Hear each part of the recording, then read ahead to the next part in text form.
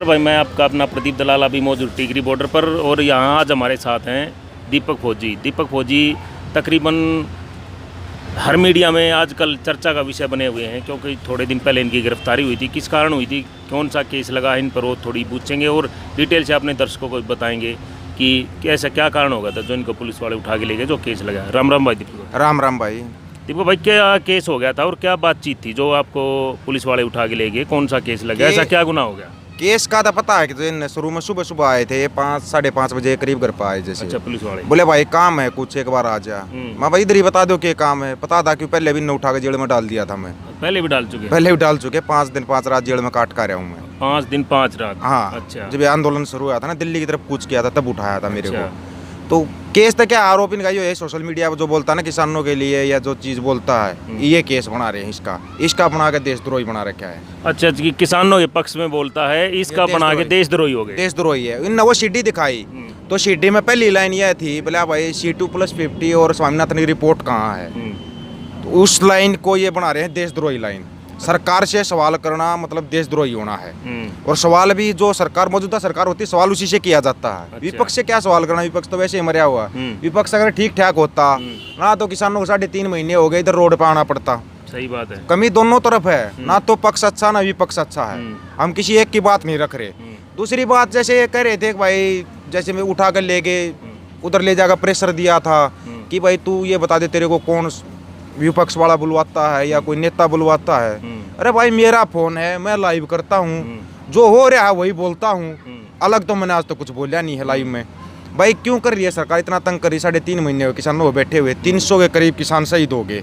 अभी तक इस सरकार को दिखाई नहीं दे रहा, कहीं पर कोई चर्चा का विषय नहीं। अभी जो बजट इन्होंने पेश किया है उसमें कृषि का कोई जिक्र ही नहीं है। अगर कृषि का जिक्र करते हैं, अभी एक नया विधेयक और पास कर दिया है कि सरकार से सवाल करना देशद्रोह के उसमें लगा रहे हैं। ये समझ में नहीं आता। सरकार से जैसे हम लोग सवाल करते हैं, हम भी देशद्रोही है। अभी 2 दिन पहले बैंक वाले ने हड़ताल करी थी, वो भी देशद्रोही। हाँ। और अभी LIC वाले करेंगे, वो भी देशद्रोही। सब देशद्रोही हैं। मतलब सब देशद्रोही। नंबर सब का होगा। अच्छा। नंबर सब का होगा। शुरुआत से कहने लगे थे भाई किसानों के साथ हो लो, नहीं तो एक करके नंबर आओगा।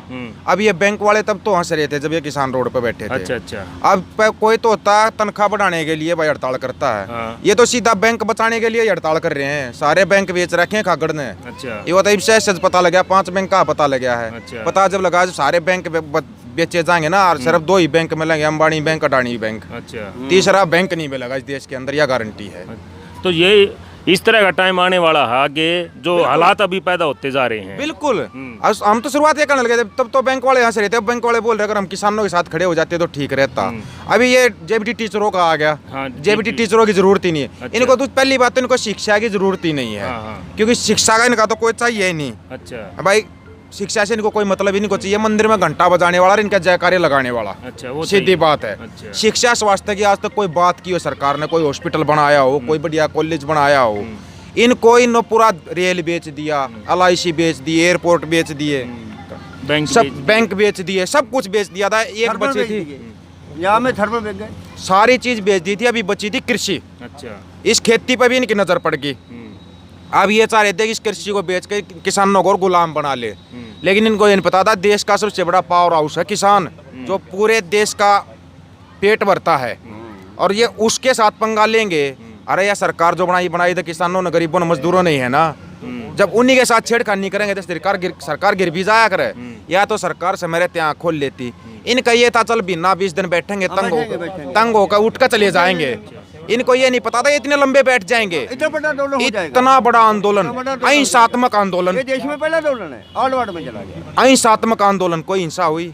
दूसरी सबसे बड़ी खासियत, कोई कोरोना का केस मिला है 3.5 महीने में? कुछ नहीं मिला इधर। इतनी भीड़ और इतना सब कुछ, कोई कोरोना। अभी ये कोरोना फिर आ गया वापिस। लेकिन कहाँ कहाँ आया? जहाँ चुनाव नहीं वहाँ नहीं आता ये कोरोना। अच्छा। जहाँ चुनाव नहीं है वहाँ तो कोरोना आ गया, जहाँ चुनाव है वहाँ कोरोना। क्यों? इनको रैली करनी है, वहाँ कोरोना कैसे आ जाएगा? अच्छा। कोरोना भी दिन का पालतू हो रहा है। अच्छा, कोरोना पालतू हो गया। कोरोना के टाइम पे माननीय प्रधानमंत्री नरेंद्र मोदी ने एक बात कही थी, आपदा को अवसर बनाना सीखो। लोगों की समझ में नहीं आई। यह आपदा आई थी कोरोना। अच्छा। इसको ऐसा अवसर बना रखा है, ये कोरोना इनका पूरी जिंदगी काम आओगा। अच्छा। अभी फिर काम आ रहा है। अब ये वैसे तो उठा नहीं सकते किसानों को, क्योंकि ना तो कोई हिंसात्मक काम करते किसान, कोई गलत काम नहीं करते। तो इनको उठाने के लिए बनना चाहिए था। कोरोना अब ये बहाना घुमा के लाने लग रहे कोरोना। अरे ये बता दो 3.5 महीने में किसी का कोरोना नहीं होया, कोरोना है कित। फिर दूसरी चीज ये बता रहे वैक्सीन, जो बीमारी नहीं उसकी दवाई कैसी है ये बता दो। जो देश कोरोना मुक्त हुए हैं उनमें वैक्सीन नहीं आई और वो देश कोरोना मुक्त हो गए। चीन से शुरुआत हुई थी इस कोरोना की, वो कोरोना मुक्त हो गया, उसने कोई दवाई इस्तेमाल नहीं करी। इसका मतलब बीमारी नहीं है, बीमारी नहीं है, या एक आपदा है जिसको अवसर बना रही है बीजेपी सरकार। अच्छा। इस आपदा का अवसर बनाना है अच्छे तरीके से जानते हैं। कहीं ना कहीं मौके का फायदा उठाओ। मौके का फायदा नहीं, पूरा फायदा उठाते हैं ये। अच्छा। और ये चीज अगर लोगों को धीरे आएगी समझ में, लोगों के धीरे धीरे समझ में आएगी। अभी डॉक्टरों के, टीचरों के, बैंक वालों के, सबका समझ में आने लगे, समझ में आने लगे। मजदूरों के एक- मांगे लगे जाने लगे। फसल का मामला नहीं है जो ये किसान बैठे हैं, फसल और नस्ल दोनों का मामला है। क्योंकि नस्ल इन कहाँ बर्बाद कर दी, धर्म का जहर पिलाकर, जातिवाद का जहर घोल के वहां पर नस्लों को बर्बाद कर रहे हैं। फसलों को बर्बाद ये करने लग रहे। किसान 3.5 महीने हो गए रोड के ऊपर बिठा रखे हैं, कोई सुनवाई नहीं। 300 के करीब किसान शहीद हो गए। एक शब्द भी बोल रहा हो तो देश के प्रधानमंत्री ने, जो कि विदेश में 4 आदमी मर जाते हैं उनके ऊपर भी ट्वीट करता है। किसी क्रिकेटर का कुत्ता मर जाता ना उसके ऊपर भी ट्वीट करता है। मतलब ये किसानों के, मजदूरों की जिंदगी कुत्तों से भी नीचे समझता है। अच्छा। सीधा सीधा मतलब यही आ रहा है ना। एक कुत्ते के मरने पर ट्वीट हो गया, 300 किसान शहीद हो गए, इस पर कोई ट्वीट नहीं है मोदी का। सबसे बड़ी देखने वाली चीज है ये। फिर क्या लग रहा है, सरकार की मजबूरी है या फिर बहुमत का घमंड हो सकता है, या क्या हो भाई सकता है? इतना मोटा पैसा ले रखे हैं अंबानी अडानी से, हम्म, अगर इन कानूनों को उल्टा करेंगे अंबानी अडानी बर्बाद हो जाएंगे। वो बर्बाद हो गया, सरकार वैसे भी गिरेगी। नहीं तो गिरनी इनको वैसे भी, लोगों की नजरों से गिर। वो खुद मोदी ने बोला था एक बार कि जिस देश की मुद्रा गिर जाती है ना उस देश की सरकार गिरी हुई होती है। अब मुद्रा का क्या हाल है, अर्थव्यवस्था का क्या हाल है, सबको पता है। फिर ये बात कोई उठा क्यों नहीं रहा? पेट्रोल का रेट मानो और ये इस तरह मुद्रा गिर गई, ये बात कोई क्यों नहीं उठा रही? उठा लो ना, इनके पास सर्टिफिकेट है, उठाते ही देशद्रोह का सर्टिफिकेट। अच्छा। कोई एक कॉमेडियन है जिसने पेट्रोल के ऊपर एक कॉमेडी का वीडियो ही बनाया था, हाँ। उसके ऊपर देशद्रोह का केस लगा दिया। ये तो पकड़ते हैं, अगर कोई चीज ट्रेंडिंग में आ गई ना उसी टाइम पर पकड़ लेंगे उसको। ये फिर ये तो इस तरह तानाशाही का राज हो गया। तो तानाशाही तो चल ही रही है, लोगों की आंख नहीं खुल रही, क्यों नहीं खुल रही पता नहीं। ये सरेआम तानाशाही चल रही है, जहाँ पर इनका एक भी एमएलए नहीं वहाँ पर भी ये सरकार बना लेते हैं। वाह, ये तो नई बात सुनने को मिली है हमारे दर्शकों। जहाँ इनका एमएलए नहीं वहाँ भी सरकार बना लेते हो, किस तरह बनाते हैं? कितने राज्य हैं आप एक बार देख कर देखो, क्या पूरे देश में इनकी सरकार है क्या? इतने राज्य जहाँ पर इनके कुल 4 एमएलए हैं, 234 में से वहाँ भी इनकी सरकार है। अच्छा। सबसे बड़ा अचरज की बात है, देख लो अब ये घोटाला कहाँ हो रहा है। तो ये तो तानाशाही राज है भाई, तानाशाही राज को टक्कर देनी है ना। अभी भी समय है, समय रहते किसान के साथ खड़े हो जाओ, नहीं तो जब सांप निकल जाए लकड़ी पीटने से कोई फायदा नहीं होगा। और आंदोलन पहले बताइए तो लंबा चलेगा, इनका पूरा इलाज करके जाएंगे भाई। लेकिन अब भी कुछ भगत हैं या अंध भगत भी हो सकते हैं, या फिर उनको चाहे बोलते हैं कि भाई पेट्रोल चाहे 500 रुपये लीटर हो जाए, चाहे 2000 हो जाए, लेकिन हम साथ रहेंगे इसकी सरकार के।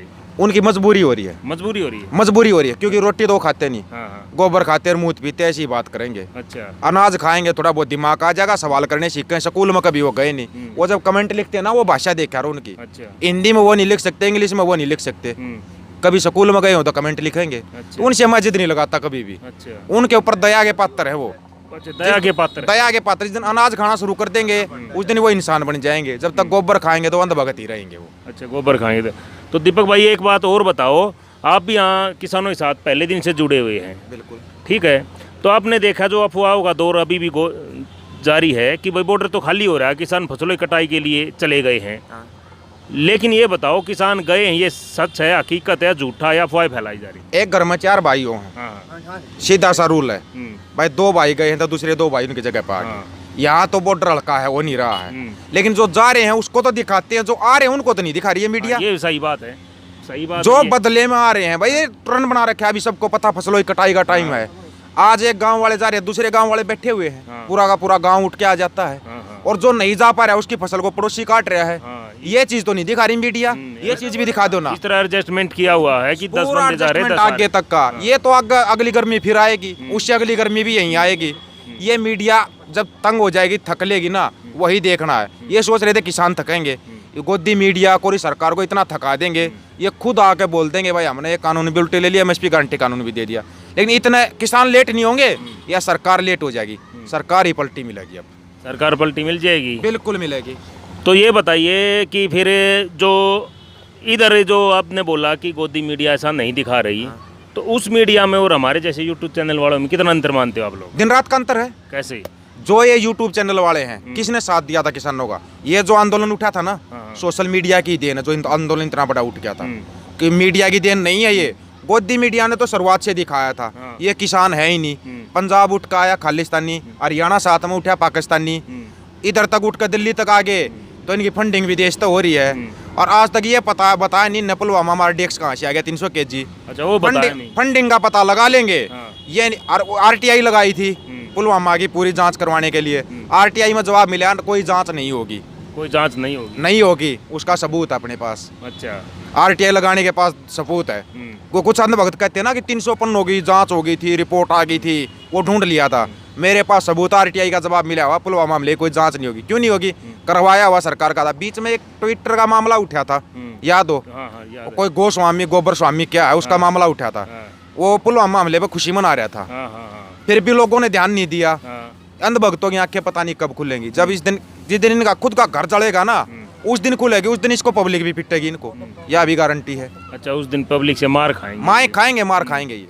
तो फिर हमारे दर्शकों को क्या बोलना चाहोगे हमारे चैनल के माध्यम भाई से? आप क्या आपके चैनल के माध्यम से मैं एक ही बात बोलना चाहता हूँ, जो ये यूट्यूबर किसानों की आवाज़ दिखा रहे, बात दिखा रहे, इनको ज़्यादा से ज़्यादा लाइक करो, सब्सक्राइब करो भाई, शेयर करो।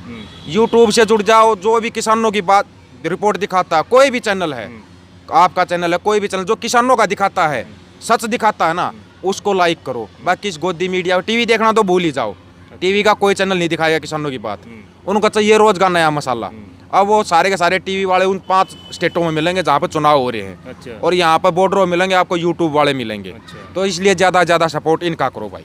तो कुछ यूट्यूब चैनल वालों पे भी, हमारे भाइयों पे भी केस दर्ज कर दिया था, वो विदेश द्रोह का लगा था। हाँ, इस पे कराया था, धर्मेंद्र पे कराया था, ऑनलाइन न्यूज वाले पुनिया थे पे। हमारे, और मंदी पुनिया, हाँ। अरे ये धर्मेंद्र है भाई, ऑनलाइन न्यूज वाला, इन पे केस दर्ज किया था।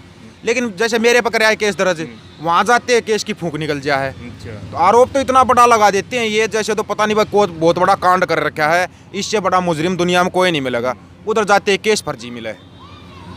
तो देखा, ये थे हमारे चैनल से बात करने, धन्यवाद दीपक। थैंक यू भाई। तो ये थे हमारे साथ दीपक फौजी जी, जिन्होंने अपने ऊपर लगे हुए केस और जो पुलिस ने इनके साथ ज्यादती किया, यातनाएं दी, उनके बारे में भी बताया। तो एक बात का इन्होंने खुलासा कर दिया है। तो मुसाफिर न्यूज़ चैनल और हरियाणा हेडलाइन को ज़्यादा से ज़्यादा सब्सक्राइब कीजिए, लाइक कीजिए, शेयर कीजिए। बहादुरगढ़ से मैं प्रदीप दलाल, धन्यवाद, राम राम, नमस्कार।